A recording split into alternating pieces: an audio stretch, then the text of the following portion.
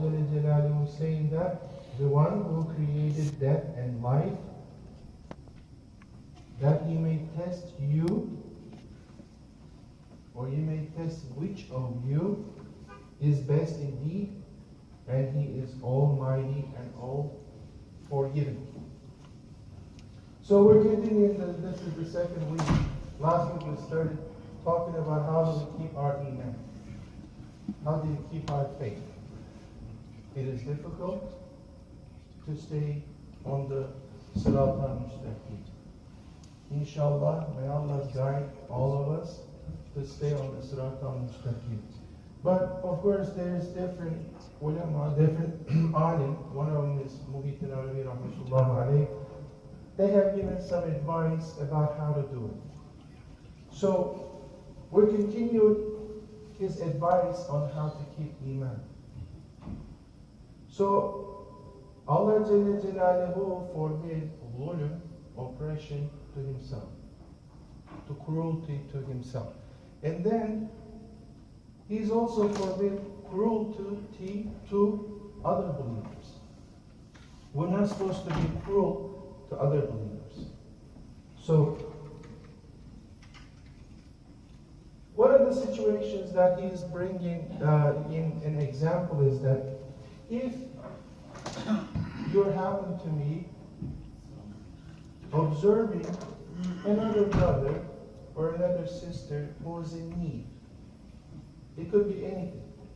If Allah Jalla Jalaluhu have you see this and observe it and understand that person is in need of something, then Allah Jalla Jalaluhu has rights on you to help that person. So he's trying to remind that person that Allah Jalla Jalaluhu has rights on your possessions. They are given to you temporarily to use.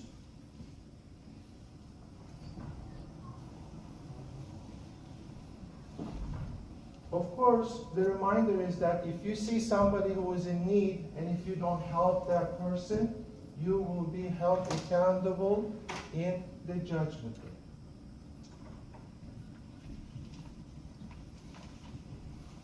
So, even though you don't have the means to help that person is in need, but what you have, you can't help that person. But understand that Allah Jalla Jalaluhu have you observe that person in need for a reason. Understand that you have a duty to Allah Jalla Jalaluhu to help that person. So if you cannot take care of that person who is in need, then you have to think of somebody who can help that person. Somebody that you know around you that might take care of that person who is in need. And if that is not possible, then make dua for that person. Pray for that person so that Allah Jalla Jalaluhu will help that person. And he is saying that understand. If you don't help that person, you will be put in a category with the other people that heard that person's need and did not help. And you will be bunched in the group, and that group will be labeled zalim, people that are cruel. All right. So when is this finalized? When is it sealed as those people who knew that need and didn't take care of it?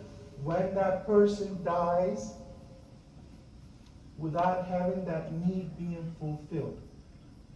Then those people that knew that they had to help that person and didn't help will be labeled as zalim, cruel.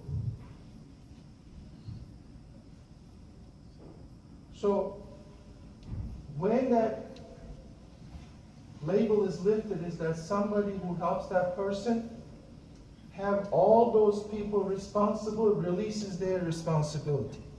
If somebody helps that person, all of the people that knew before that person, that person was in need and didn't help, their whole responsibility is lifted. So what he is saying is that be aware. If you're helping somebody who is in need, that said it to other people, since all Muslims are brothers, then do niyyah, intention that you're lifting the other people's responsibility. You're helping them. You're not despising them. In fact, mu'min, true believers are brothers. They don't do ghulm to each other. Ghulm is not just taking a sword and making somebody do something against their will. No. Ghulm is defined as that somebody who is in need and you don't help that person or find somebody to help or don't make dua, then you become zalim. So Muslims, mu'mineen, do not do ghulm to each other. They take care of each other's needs. And they don't put each other into difficult situations. And I like the fact that he addresses the person who's listening or reading that, Ya Aziz, somebody who's respectable. Then, when you're helping people, if somebody that helped that person, then that person wouldn't come to you because that need would be fulfilled. Also, if somebody comes and asks us to give them food or a drink, we should always, if we can, fulfill that need. Because Allah Jalla Jalaluhu is Razzaq, provides rizq to people. When Allah Jalla Jalaluhu sends you somebody who is in need of food and drink, He is putting you into that maqam to give rizq to that person.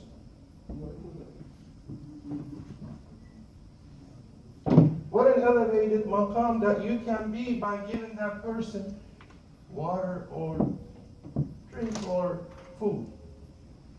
As we know from a hadith that Allah Jalla Jalaluhu was saying that, Ya Bani Adam, I wanted food from you, you didn't feed me. I wanted drink from you, you didn't quench my thirst. And of course, he said, Ya Rabbi, how can I feed you? Well, there was a person that came to you, asked for food and drink. You didn't feed that person. You didn't give him something to drink. So Rasulullah sallallahu alayhi wa sallam in a hadith is saying that Allah Jalla Jalaluhu put Himself in the place of that person, came to you for food and drink. So somebody who is aware of what? We are in the presence of Allah Jalla Jalaluhu at all times. We are in the presence of Him. So when we understand that, and when we understand that when somebody comes to us who are in need, Allah Jalla Jalaluhu is asking us to be aware of that person's needs. He is sending us that person to know and understand their need and try to help them. Because we're always in the presence of Him. Okay, why do we need to do that?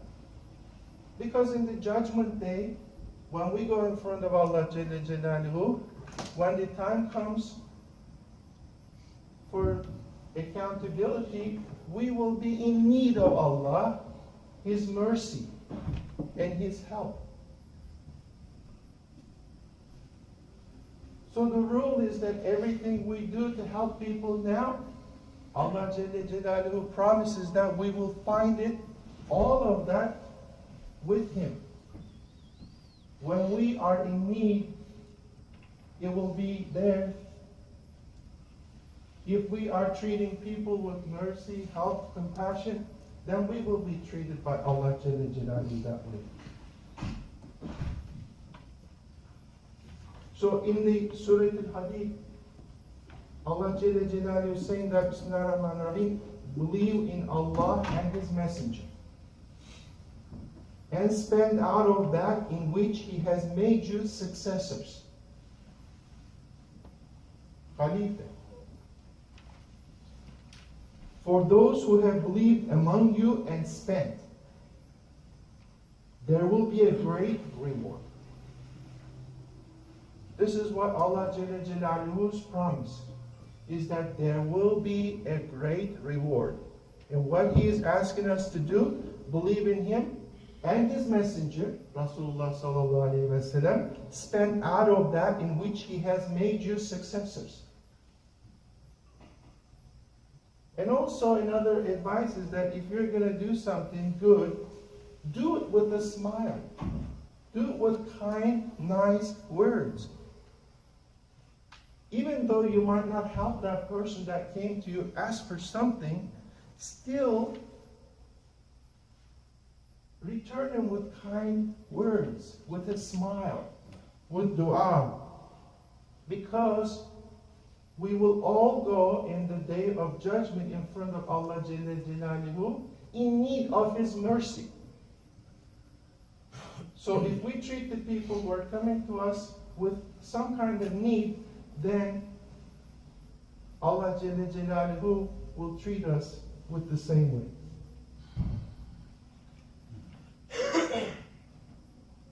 So, Imam Hassan, radiallahu anhu, he would, when somebody comes to him to ask something, he would say, "Oh person," he would smile, he would be really happy. "You're the person who's going to take my rizq in the akhirah with you. You're the one." He would be very happy that somebody came to him, and he would be really in a rush to help that person. Why? Because if Allah gives somebody sustenance, any kind of sustenance, money, possessions, more than what they need, if that person does not help others with that is given to him, then that person will be held accountable in the judgment. So, the advice is that you need to see all believers as one person. And they will be like the organs in a body. In a body, organs do different things. Liver does something different than lungs. And you need to understand that each individual has a certain ability, certain skill. You have to put that skill to use according to their ability. However, according to their skill, they might be different, but we still have to treat all believers equally.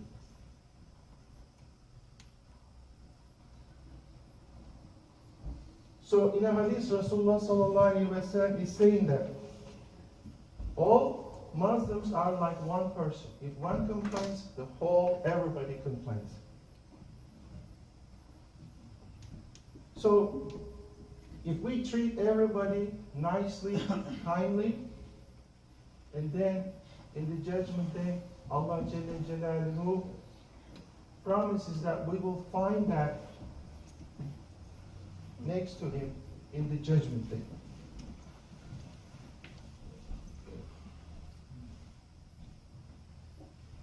So there's three categories. It's mentioned is that there's the alim, the knowledgeable scholars about Islam. We have to what?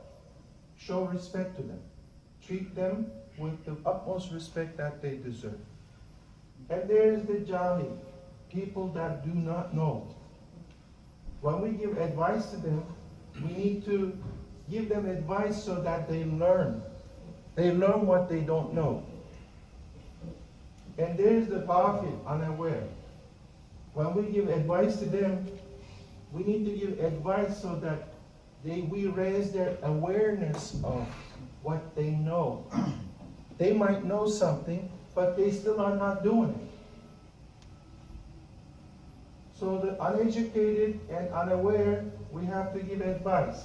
But people who know, we have to show respect. And also, it is very important that Rasulullah ﷺ emphasized that we have to treat young, with what? Compassion, with mercy, and elderly with respect and regard. Actually, it is to a point that Rasulullah ﷺ is saying that, he starts saying that, if somebody who does not show compassion to the young and does not show respect to the elderly is not one of us.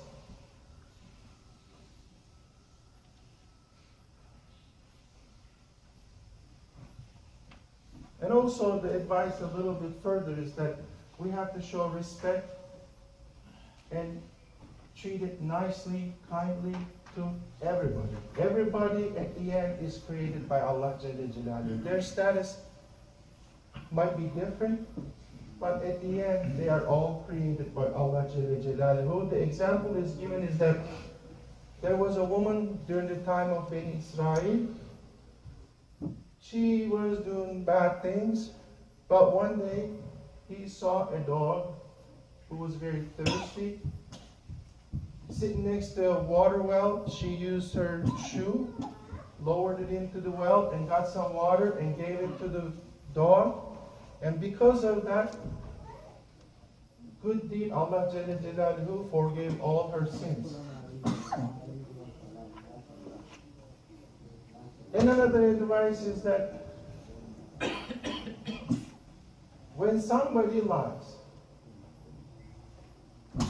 when somebody says something which is not true, what happens is that in the spiritual world, a bad odor comes out of their mouth. And Malaika leaves far, far away from that person.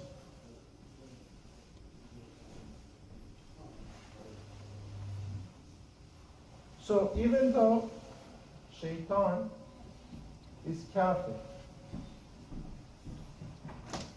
but he figures things out really quickly. He knows the situation. How do we know that? He tells somebody to do something.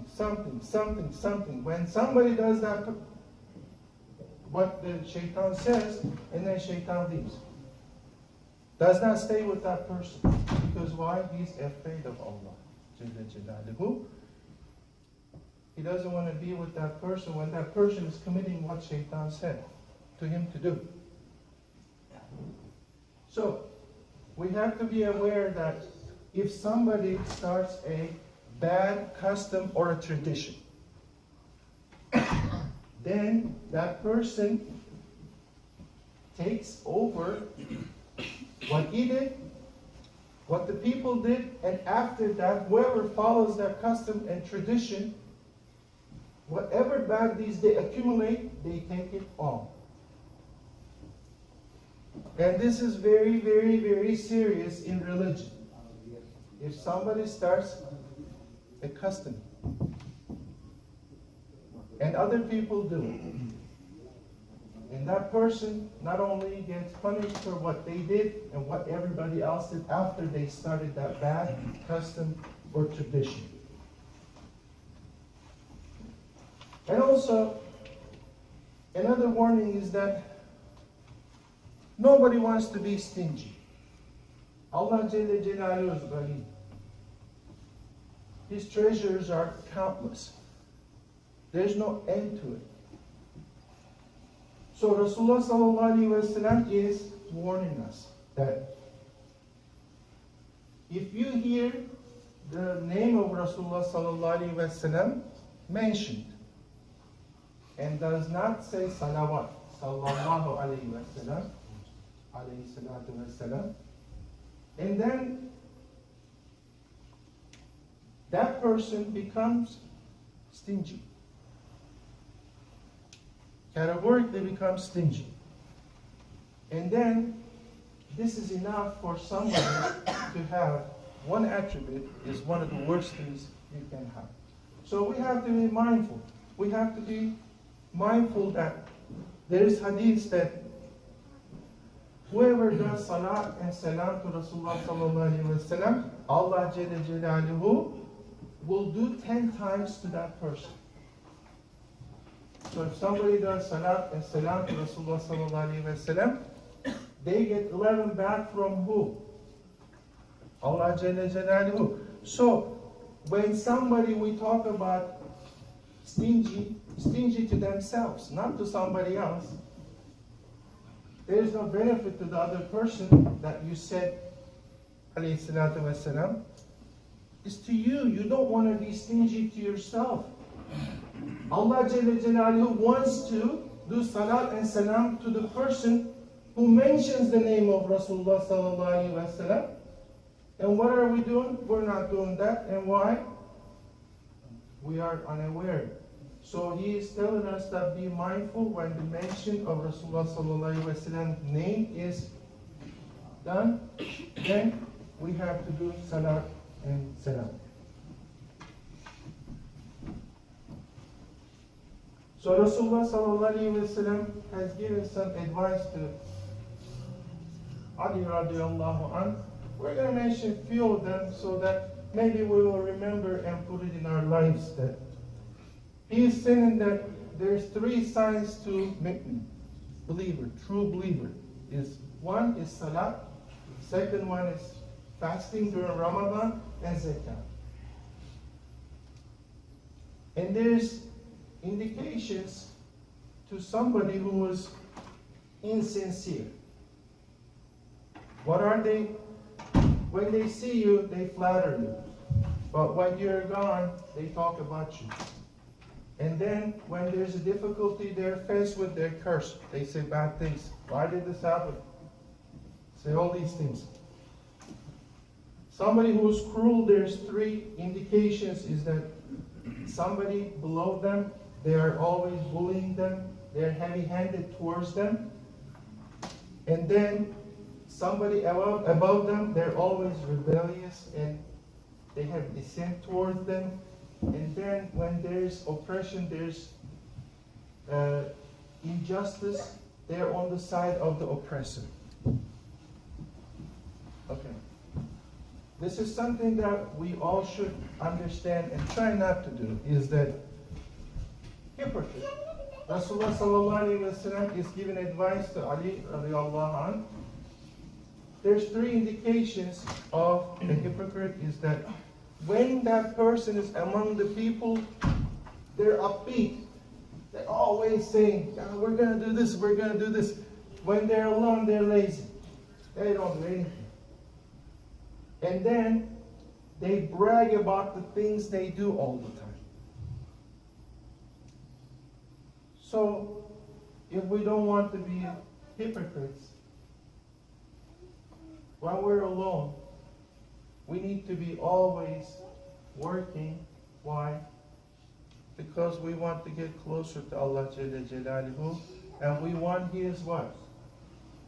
Acceptance. We want Him to say, I am pleased with you. I am pleased with you. Is there something better than that? For Allah to be pleased with us, Allah Jalla Jalaluhu to be pleased with us. But we can only do that with what? Believe in Allah Jalla Jalaluhu and Rasulullah sallallahu alaihi wasallam. May Allah have us all stay on this Sirat al-Mustaqim.